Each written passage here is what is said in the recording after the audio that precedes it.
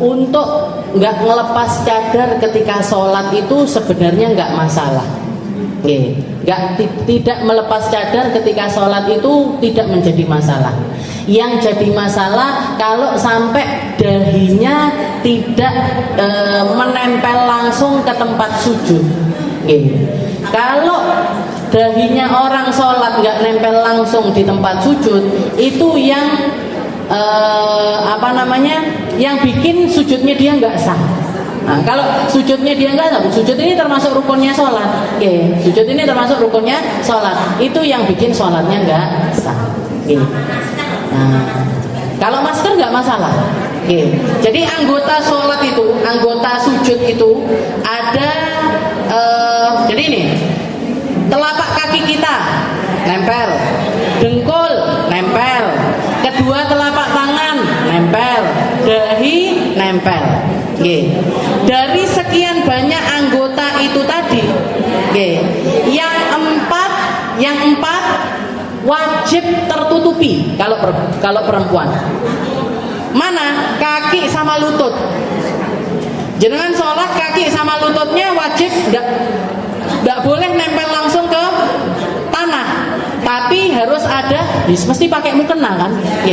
Pasti pakai mukena, pasti pakai atau pakai kaos kaki. Nah, maka itu wajib untuk ditutup. Yang tangan sunnah dibuka. Kedua tangan ini sunnah dibuka. Jadi misalkan ada orang sholat pakai kaos tangan, gimana hukumnya? Sah. Satu-satunya yang wajib nempel secara langsung itu cuma dahi. Nah, kalau sudah dahinya tidak nempel langsung ke tanah, itu yang sholatnya nggak sah. Jadi kalau misalkan ada orang pakai cadar, orang sholat, panjenengan ngeliat ada orang sholat pakai cadar. Orang cadaran ini biasanya belajar apa mboten? Belajar kan biasanya. Nah, insya Allah dia sudah ngerti kalau ketika sujud itu dahinya harus nempel. Nah, jadi kadang-kadang yang saya lihat banyak di antara mereka yang karena mungkin nggak punya tempat sujud yang mumpuni untuk nggak kelihatan sama laki-laki, sehingga mereka sholatnya tetap pakai cadar. Tapi ketika sujud ini cadarnya dibuka gini. Nah, nanti duduk gitu lagi, gini lagi. Nah, selama dia istilahnya gini, apa wajib kita untuk negur sholatnya orang-orang yang semacam itu? Orang sholat itu ranah pribadi masing-masing. Ketika mereka melaksanakannya dengan keyakinan mereka, ketika mereka nggak minta pendapat dari kita nggak perlu juga untuk mengkritiki. Kecuali untuk orang-orang yang ada di naungannya jenengan. Kayak ustazah misalkan punya murid-murid, jangan punya santri-santri. Nah, santri-santrinya ada yang memilih untuk bercadar. Nah, mereka diingetin. Nah, kalau sholat inget lu ya, dahinya tetap harus nempel di tanah. Tapi kalau melihat orang di jalan lagi jenengan di rest area yang cadaran kok sholatnya tanggal bidai cadarin.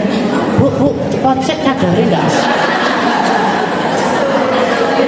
Tuh, itu ceritanya. Di traktir kopi bareng jenengan nanti. Panjang ceritanya. Apalagi di Mekah. Di Mekah orang cadaran di mana? Bu, cadarnya kok dilepas.